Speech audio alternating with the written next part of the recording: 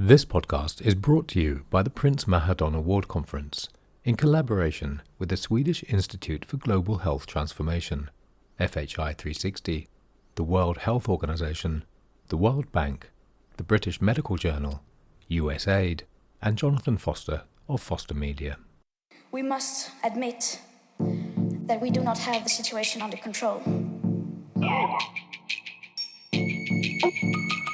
I wanted to act as if the house was on fire. Because it is.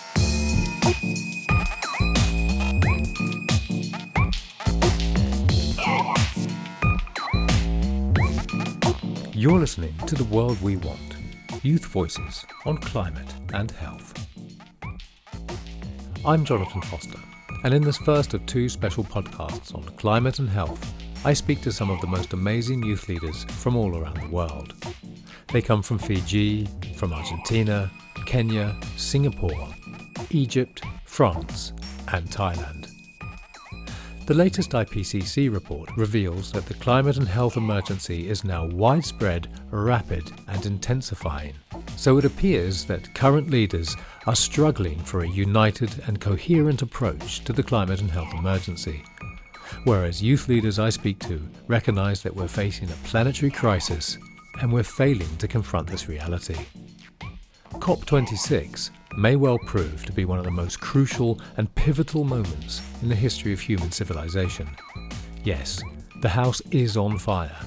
So in this first of two special podcasts on climate and health, we'll find out how youth leaders are beating back the flames and helping to create a livable future for all of us. Now, I have to admit, I'm no longer a youth. I was born 52 years ago. Now, on human timescales, that means I'm heading towards being old. But geologically speaking, 52 years, well, it's not even the blink of an eye. Which makes it all the more terrifying that today we're talking about geological changes within a human lifespan. The climate emergency is accelerating so quickly that since the mid-1800s, when we began burning fossil fuels on an industrial scale, we've increased the average temperature by 1.2 degrees. Now, 1.2 degrees may sound insignificant, but on a climatic scale, that's astronomical, because it means the planet I was born on is not the same planet my children were born on. Think about that just for a moment. We must stop playing with words and numbers because we no longer have time. In this first of two special episodes, we discuss everything from our current economic and social values to leadership and the business as usual approach. We talk about human stories from their regions and the way climate affects health. And we talk about their expectations for COP26, what we can do, their hopes for the future, and getting involved. We began our conversation by discussing how the latest IPCC report frames the climate and health emergency in terms of human activity. Hi, I'm Nathan. I'm 22 years old, and I'm the advocacy manager of Youth and Environment Europe, one of Europe's largest network of environmental youth-led NGOs. And I'm also one of the 7 youth advisors on climate change to the UN Secretary General. So, Nathan, what do you think? Human activity, is this a fair way of describing the main driver for climate change? I mean, after all, it is humans doing it, right? Well, I think first the IPCC is really interesting because it's one of the biggest institutions to talk and to frame the climate crisis and climate change. And when you look at the composition of the IPCC, especially in the past, 30 years, 20 years, that has a huge impact on the science that's being produced. That's how you end up with the problem is human activity. The problem is not human activity. The problem is that we have huge, extremely powerful fossil fuel industries that have been framing the climate crisis as a technical problem, as a problem of individuals And that's something that, of course, the IPCC is sometimes forgetting, is that it's also an issue of social justice. It's also an issue of not creating other problems, because that's great. We can fix the greenhouse gas emissions, but then if it's to create even more social injustices afterwards, it's not going to work. And to answer your questions, I think we always need to be extremely careful in discussing about how climate change and the climate crisis is being framed, because the same very crisis is being framed by this same very powerful interests. My name is Komal Narayan, and I'm part of the Sustainable Ocean Alliance as the Pacific Island representative, and also the founder for the Sustainable Ocean Alliance Pacific Hub. And I'm from Fiji. When you say human activities or looking at it from human perspective, it just becomes like, oh, climate change is happening because people in the least developing countries or the small island developing countries are still using open fires or, lighting up those wooden stoves. So when you look at human activities, people might just end up with very limited perception of what's happening when we're talking about climate change. But in reality, it's these other activities like, development, capitalism, economics, money making for profit or for advantage that are really the cause of this problem. So it just rather feels like you're just blaming the entire human race for something that's just being caused by developed nations or the bigger corporations. My name is Máximo Masocco. I'm from Argentina, and I'm part from a non-profit organization or youth movement called Eco House, whose main objective is to promote sustainable development through education, politics, economy, and volunteering for sustainability. So clearly, if human activity as a way of framing the crisis is biased or a little strange, we need to change the way we think and speak about it. It's not just a technological or a scientific question, right? It's about values. The scientific story is like, it's part of the why. It shows you the negative consequences. Here is a say in Latin America that you eat what you grow, right? So the scientific are the facts. But then you have to put those facts in the society, and we are human beings. And the great crisis is not the climate crisis. It's the emotional crisis, the ethical crisis, the existential crisis, why we're here.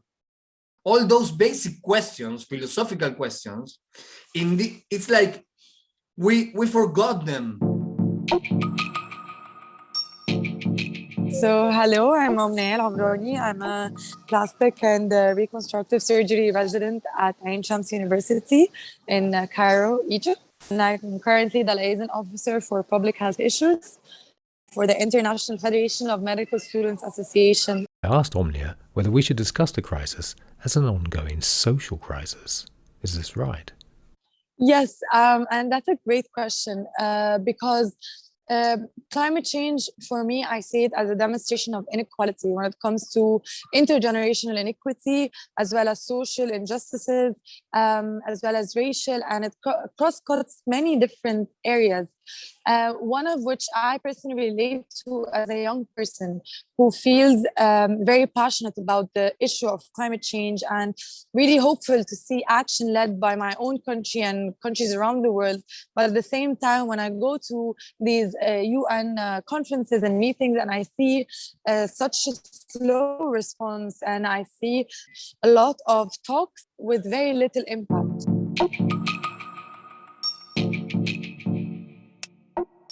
Youth leaders are leaving no doubt. We are in a multidimensional crisis that is deeply rooted in a set of social values.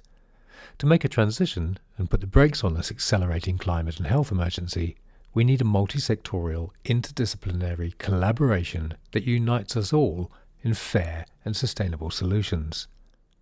They also left no doubt that the consequences of climate change and health inequalities are felt overwhelmingly by the poorest and most vulnerable people in the world. My name is Seru. I'm the coordinator of the Alliance for Future Generations Fiji. I also work for... I'm just going to interrupt Laverta Nalangi for a moment because the list of his commitments as a climate justice activist is incredibly impressive. So I'm going to tell you that you can find out more about him and all of our other leaders in the show notes. So, back to the conversation. I asked Laverta Nalangi how climate change was impacting Fiji. Fiji and also the Pacific have, but the front lines experiencing some of the worst impacts of climate change. In 2016 alone, we had a severe tropical cyclone named Winston. It was just a matter of, I think, 48 hours.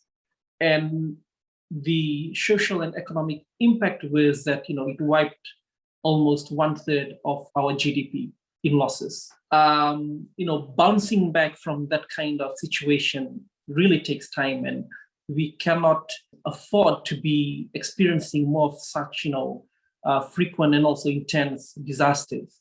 So we need to address climate change. And I guess in our work, we do that by, linking that to the human story.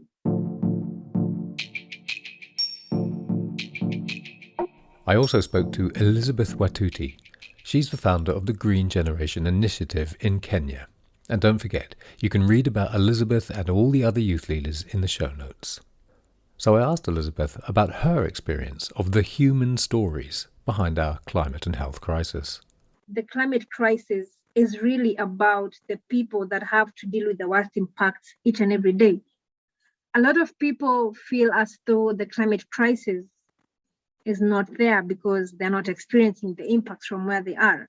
But that is not true, because the truth is there are people that have to live with the worst impacts every day. And this is about the loss of lives and livelihoods. This is about that child that has not had a meal for 2 days due to the droughts in the place. And this is about that woman who has had to walk for over 12 miles to look for water to feed her children or the family. And this is about that family that have just lost the only place they used to call home to landslides, mudslides, or floods caused by the extreme weather conditions. So I think it is time that we begin to see it for that social aspect, because it is about humanity's survival. It is about these people that have to deal with the worst impact, even though they did not even contribute much to it. I'll give a good example with the fact that Africa contributes to less than 5% of the global greenhouse gas emissions. But again, Africans have to be the ones to bear the biggest brand of climate change impacts. So this in itself is a huge inequality, that the people that have least contributed are the ones that have to suffer the most. And they still remain to be the ones that have a least capacity to adapt and the least amount of resources to adapt to this crisis. So yes, it is also a social justice issue, and it is a matter of recognizing the inequalities that exist and then begin to bridge this gap and show solidarity to the most affected people. So COP26 is a crucial moment for the world's governments to commit to collective action and combat not only the climate and health emergency, but also climate and health inequality. The conference aims to operationalise the Paris Agreement, with governments bringing forward their most ambitious national climate plans ever. However, as Elizabeth just pointed out, global inequality means working together on common goals is much more difficult when experience of the crises are so different. Here's Maximo again, explaining his experience of the situation in Argentina. Here in Argentina, for example, or a lot of the countries in Latin America and the Caribbean, because we work regional, we have 50% of poor people in our country. They don't care about climate change because we talk to them every day. We go to poor neighborhoods every day of the year. They don't know what it is, and they don't care what it is because they don't have food. So we have like a gap between interests. The global north is talking about climate change. We are talking about how we get food, how we get clean water, how the global north, for example, don't take every resources we have, and leave devastated ecosystems, and how we allow that. It's not like they do that. No. That doesn't count anymore. We are the new generation. We are all responsible. Of course, some has more responsibility than others.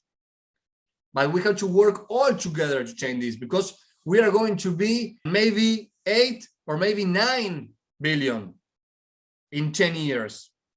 And we already have some countries with 50% poor, 60% poor, 70% poor. I was a few months ago working in a poor neighborhood, and I entered the house of a relative young woman. She had 7 kids in a very, very, very small house with only 1 toilet, not sewer, not clean water. I opened the tap in the bathroom. It was black. They live in a garbage disposal place. They are totally contaminated. Their kids has mercury in blood. So can I talk to her about climate change? I mean, there are times when countries come up with policies, recommendations, or ideas that rather like, the developed countries recommending ideas, policies to the small island developing countries or the least developing countries that this is what you should do. So, you can come up with these climate change related policies, or, how you can cut down on your greenhouse gas emissions, etc. But then they're just sitting up there not doing anything about it, but instead trying to influence the smaller countries. But then, I mean, like, for example, here in the Pacific, we contribute, I think, less than 0.03% of the global greenhouse gas emissions. And, and yet we're always the first ones to feel the direct impacts of climate change. So climate change is destroying not just their homes, but their sense of identity and belonging as well. So it hits you differently, when you talk about climate change.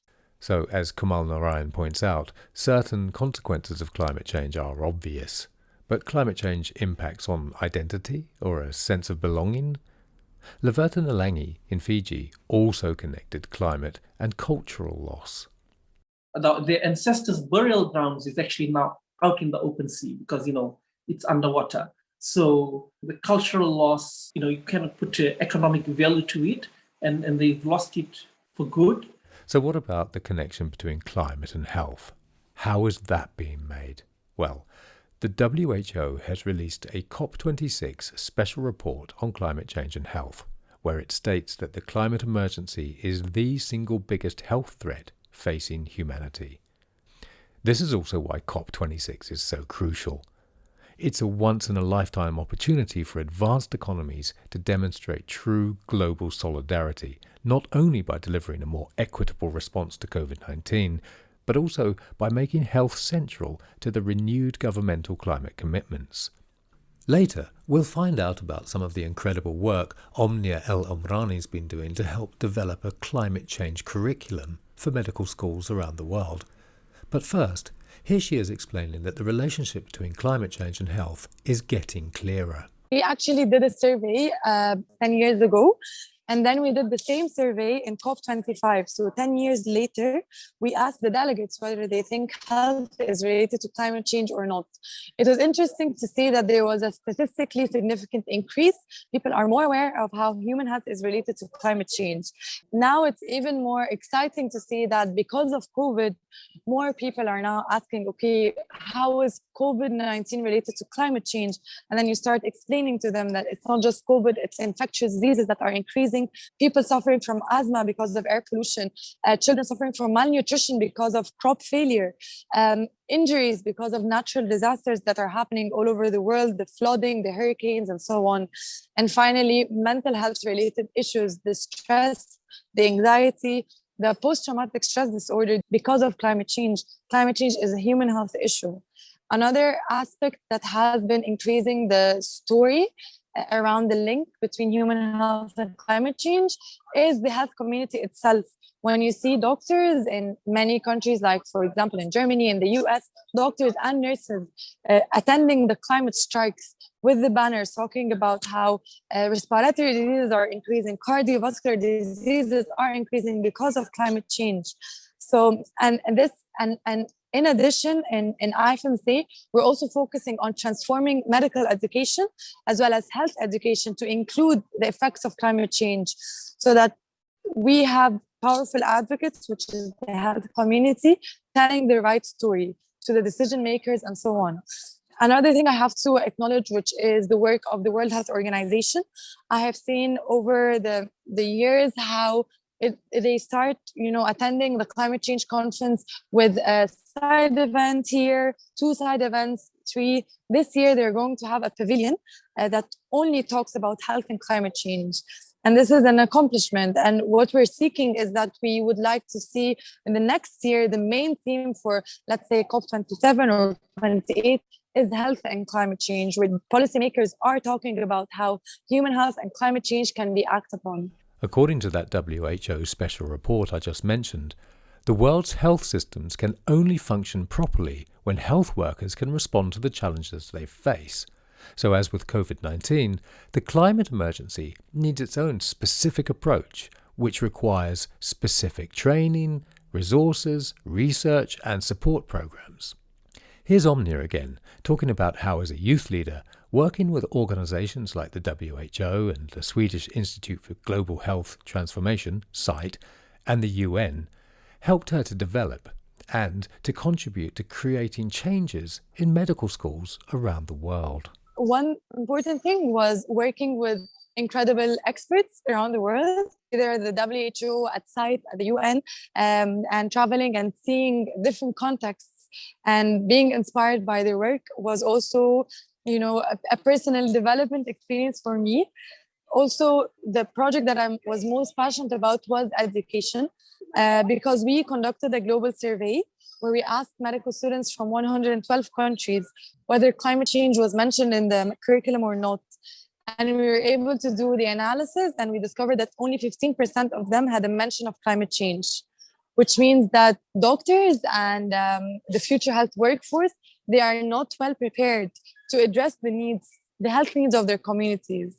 And this was really a powerful tool for me to use when it comes to delivering interventions, because now we have the evidence to do that. And afterwards, I worked with a group of 8 medical students, and we developed a climate change curriculum for our students around the world to use and to integrate in their own universities. At the same time, we were offered another opportunity to develop a nutrition course for medical students for health and sustainability. And so far, the course started in November. We've had the participation of over 1,600 medical students from around the world. And this has been a really good push for us to work more on the climate change curriculum competencies.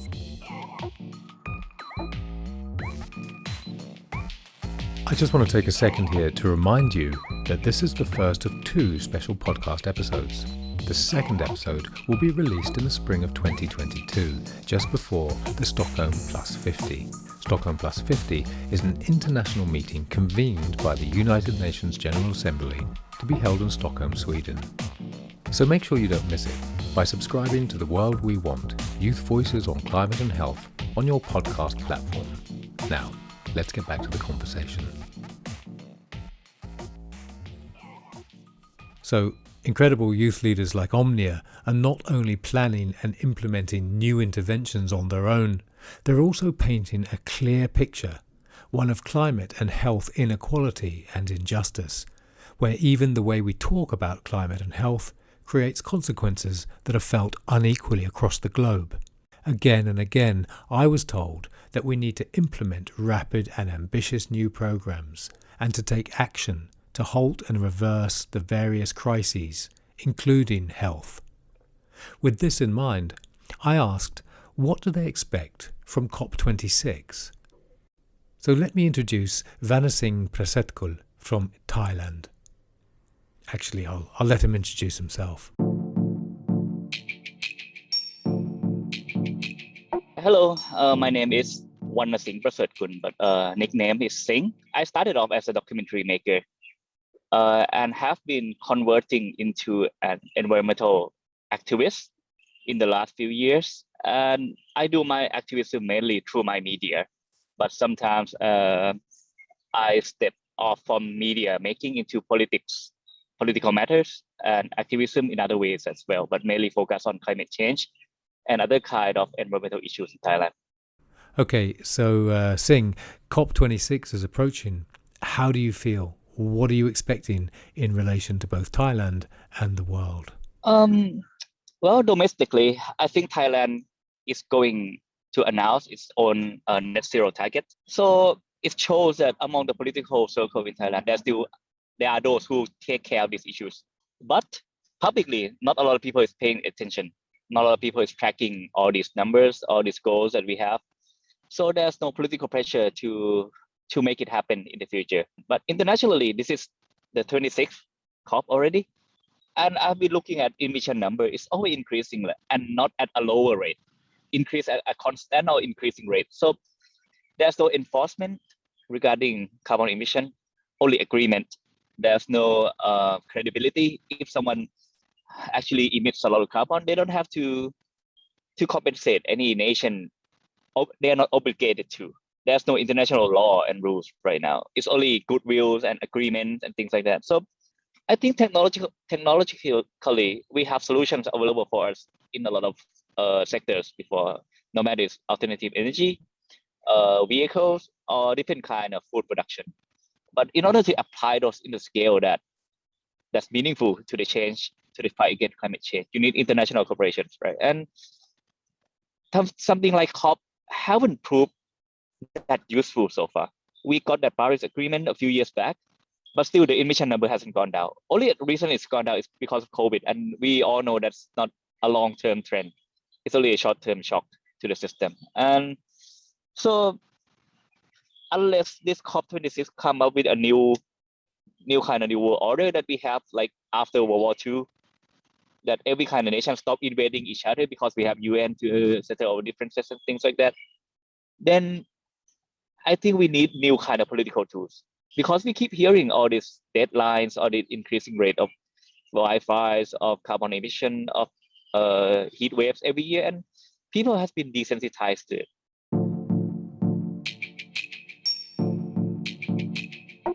For Maximo Musoko, COP represents the intangible question of trust and the very tangible question of economics. I think we more or less can guess what is going to happen, right? It's like hilarious. Big announcements, really big announcements of climate emission, 50% of reduction of emissions to 2030, etc., etc. Big announcements about money, how much money we are going to invest, because we have one question right now: how are we going to do this when we have the whole economy is based on carbon fossils? The whole economy, everything we do, this conversation we are having is based on carbon, oil, gas, etc.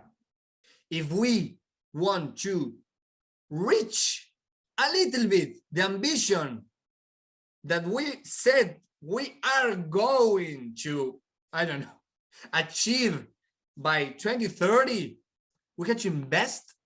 So how we do this is the big question. And we need money. We need a lot of money. Yes, how are we going to do this indeed? Well, it's certainly a question of money.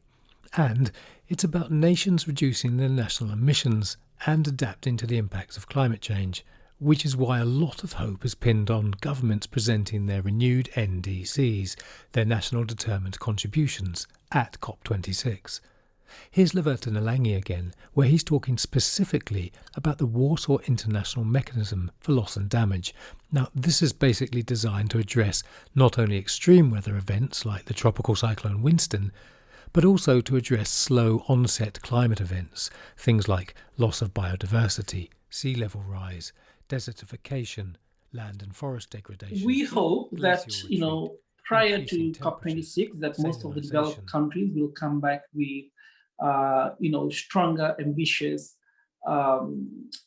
national determined contributions, the NDCs, which is, you know, the national plans on how they will mitigate and adapt to climate change.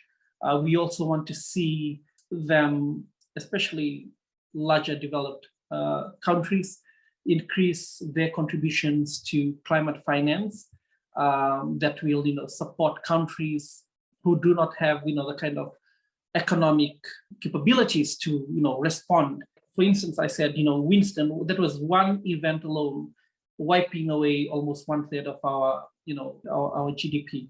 So what we're seeing within Fiji is that as a result of disasters, our government has to repurpose or reprioritize budget. So, you know, that's the reality for many Pacific Island countries in Fiji. We do not have, you know, the finance to constantly fund recovery. We want to see more climate pledges in terms of finance from these countries, so that, you know, cushion some of the finance difficulties for our own countries, small island countries. We want loss and damage to be, you know, to be a standalone agenda item within the UNFCCC talk. For many years now, loss and damage has been sort of sidelined. You know, they don't want to bring that up. But loss and damage is actually something we're experiencing daily. We are losing lands, ancestral lands. We're losing livestock, etc. Some have economic value, some doesn't. You know, they have they're just priceless beyond, you know, any economic value. So we want, you know, loss and damage to be a separate agenda item. And also there must be a separate financial mechanism to support loss and damage, especially for vulnerable island countries in the Pacific and in the Caribbean, Bangladesh and others, yeah.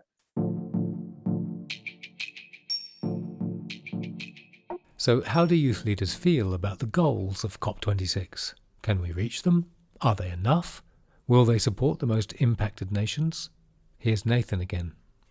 I think on the goals, it's always the same thing, you know, the one we had last year or the one we'll have next year are not any different from the Paris Agreement. We have an agreement, and this agreement has been taken in 2015 during the COP21, and this is the main thing we have to focus on. And the issue is that even the thing that were promised there, the most technical, or you know, the tools we had planned or were planned are not being respected. And this is a huge issue, because how can global South countries, or let's say developing countries, or whatever we call them, can trust those who have contributed the most and those who have created this neoliberal system as well, which is extremely consuming in terms of resources, in terms of fossil fuels?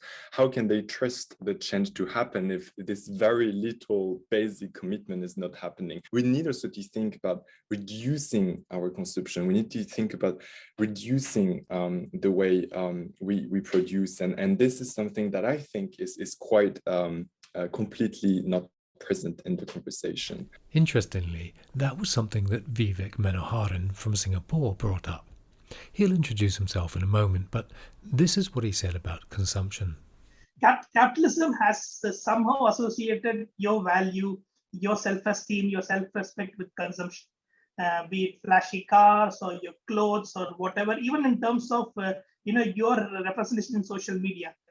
In fact, there's a very popular joke in our circle. The problem with sustainable consumption, you know, there's something called sustainable consumption. The problem is the consumption part. So if you want sustainable, don't consume.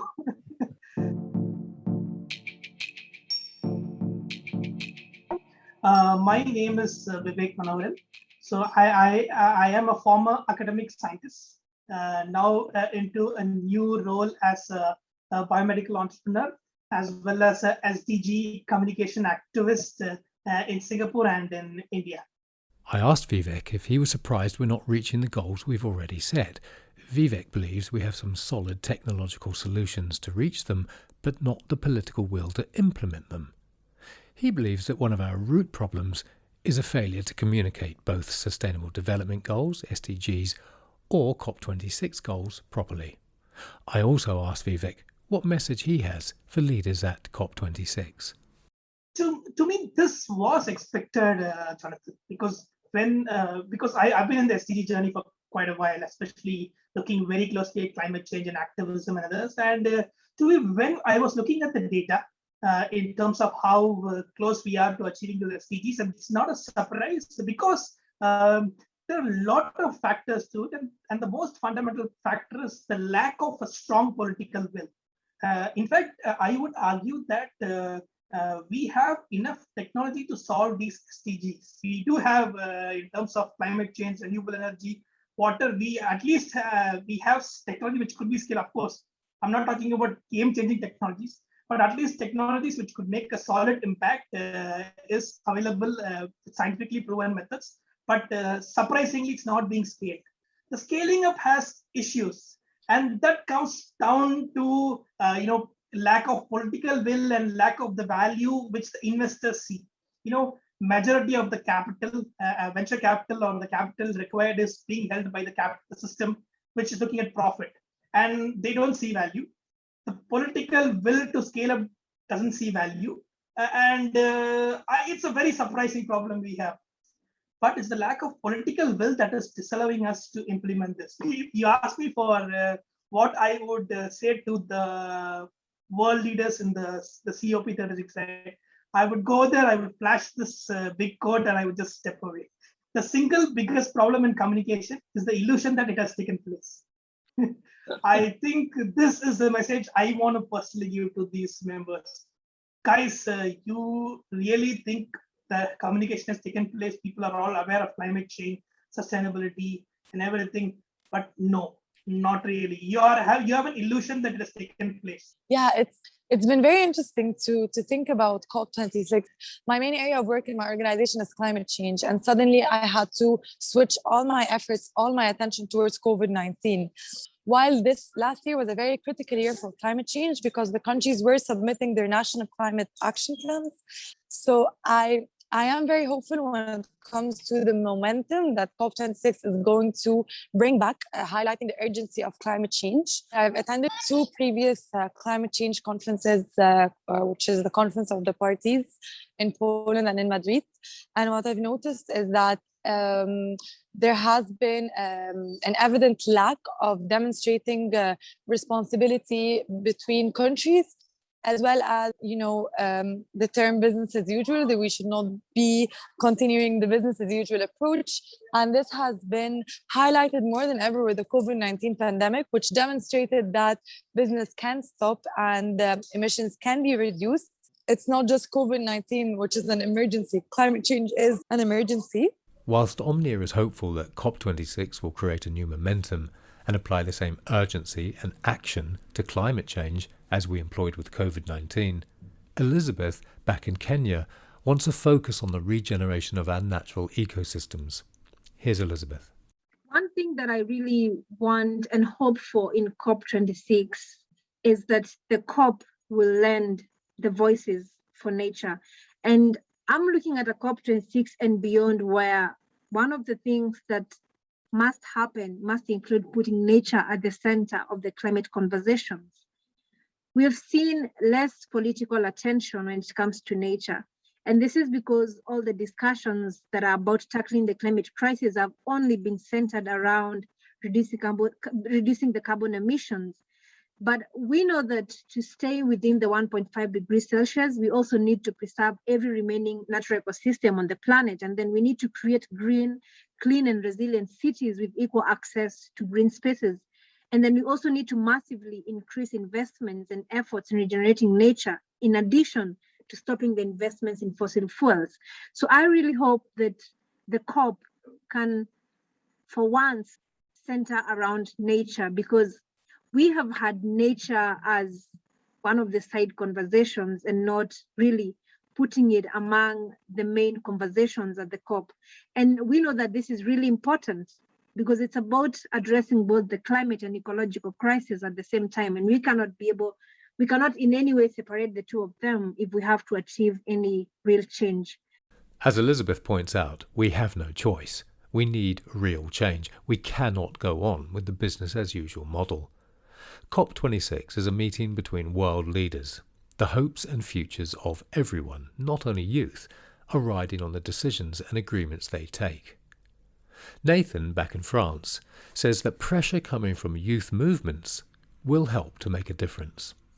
I think there's one huge, tremendous difference between the leaders of yesterday's, even when they were our age and today, is that they didn't have to live with this huge fear that you feel every single morning of your life when you think about it, that everything could collapse, that everything is just gonna collapse if no action is being taken. And I think this is one of the very, very biggest differences, that we're living with this eco-anxiety. And I think this is really what is the big difference. And therefore, I believe this is gonna change us. And I see this is changing us. The way the Youth Advisory Group of the UNSG is talking to the UNSG and the UN institutions, I don't think that ever happened in history. We are completely transparent, completely unfiltered. We received the climate strategy from the UNSG in December 2020. It was all about climate mitigation, climate adaptation, climate finance. Okay, that's great. But where is the biodiversity element? Where are you thinking about ocean in that? How do you think about social justice? How do you connect this with the rise of inequalities and the fact that just a couple of dozens of white folks own half of the planet, resources, businesses, and wealth? And I'm convinced that people who work on these issues today, who are working in this civil society, facing so many issues with financing, management, etc., they'll be the leaders of tomorrow as well. And Nathan's right. Today's youth leaders are going to be the leaders of tomorrow. But what will that tomorrow be like? And what a challenge they're going to have. Because everyone I've spoken to on this podcast, Vanessing, Vivek, Komal, Nathan, Elizabeth, Omnia, Laverta Nalangi, and Maximo, they've all pointed out that we've got the climate emergency, we've got biodiversity devastation, we've got ongoing social and political and climate injustices, rising inequality, poverty, and the consequent health challenges that come with all of this. So it's not going to be easy. What kind of leaders do they want? Here's Maximo again, back in Buenos Aires. We talk about leaders all the time. Leaders. Are they prepared to be leaders? Because we believe politics is the administration of the common good. Do you see a lot of politicians that do that, administrate the common good? Because administrate the common good is not only your country. Common good involves every human being and the other species of the planet. That's common good. We are part of the common good as leaders.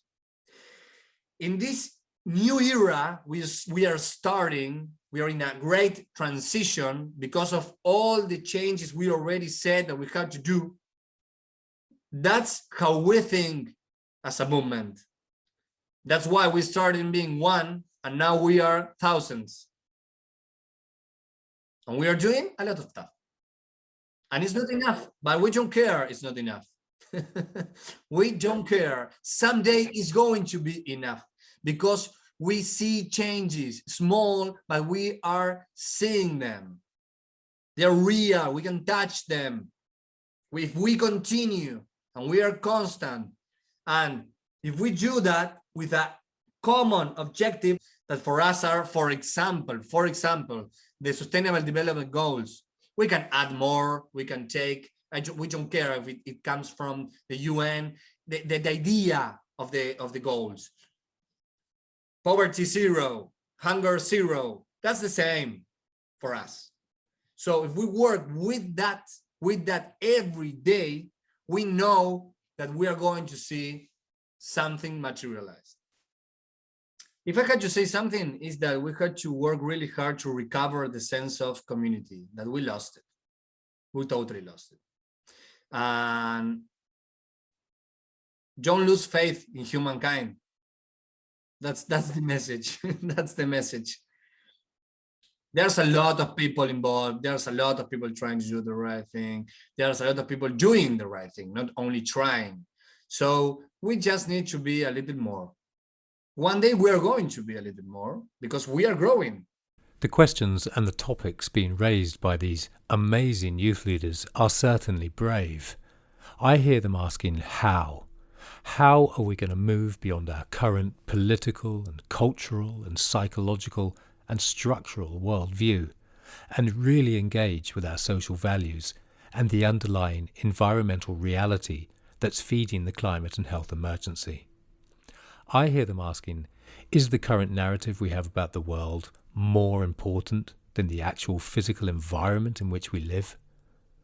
So I ask them, will these questions be resolved? How do they feel about the future? Basically, what are they positive about? I guess what I feel positive and feel good about is this resurgence of young people, the passion of, trying to build a fairer, equitable, and sustainable present and also sustainable future for all is something that drives me each day.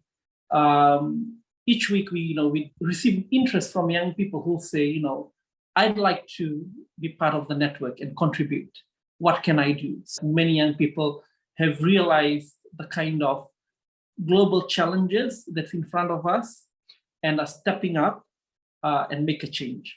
I feel positive that these new young leaders will be able to speak up against some of the elephants in the room. My generation is in good hands because of the people across different backgrounds, across different, the Alliance for Future Generation is diverse. We have different ethnicity, different political affiliations, race and gender, and we are all united under this common cause of empowering each other and also building, like I said, fairer, equitable, and sustainable future for all of us and also for our future generations. Yeah, so the more genuine people we have on board and the more young people that become involved, it just shows that, young people all over the world are doing such an amazing job, holding their leaders accountable, holding their governments accountable, influencing young people at the same time. So creating these waves of change, these are really positive things that are happening around us. And then and then from experience, I do know that, through podcasts and through contacts with youth from other parts of the world, you actually sort of contribute to some positive impacts. So yeah, I guess it all just comes down to the mindset of every individual and at the same time, how can you sort of be able to work together with youth from all over the world, and how are you also able to hold your leaders accountable, because they have a greater say in policies and decision making. So how can you, or your actions influence those policy making decisions as well? Well, thank you so much. You're like a marketing department for the podcast world. That's perfect. Okay, I'm glad I could be of help. For me, it is about the passion. The people that are making these decisions, I do not think they really care about this planet and about the future of this planet. Because if they did care, they would be making the right decisions.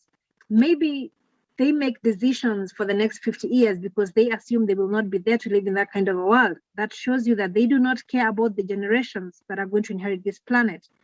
So for me, it is about the passion. It is about being concerned about how every decision you're making today is going to impact this planet. I would just add a lot of inspiration that I drew from the late Professor Wangari Maathai, who was the first African woman to win the Nobel Peace Prize. She greatly inspires me in so many ways. And one of the things that she espoused on was the power of one person, that each one of us can make a difference, but collectively we are a force. So I think the best thing that everyone should be doing right now is to really make sure that we are building that collective force and really uniting and supporting and being in solidarity with the people that are the most affected by this crisis. Because at the end of the day, what is going to matter is if we will be counted as the generation that did everything in their power to tackle the climate and ecological crisis. I want to be counted among that generation, and I hope everyone else really wants to be counted as that generation that did everything in their power. What kind of answers do you want to give to your children or grandchildren, and they ask you what you did to save the planet or what you did to stop the climate and ecological crisis? How do you want to respond? I think that is what should cause everyone to do everything in their power, in their positions, whether individuals, corporations, or governments, to be able to help us tackle this crisis once and for all.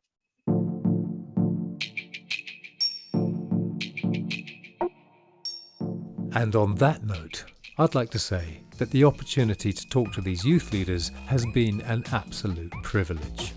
They are courageous, they are inspiring, and they are working relentlessly for, as Maximo puts it, the common good. I'd like to thank them all for taking part and sharing their passion and their knowledge. And if you want to be counted amongst that generation that did everything they could to fight the climate and health emergency, then join your local youth group or start one yourself. Get involved while we still have time. My name is Jonathan Foster. Thanks for listening. We must stop playing with words and numbers because we no longer have time.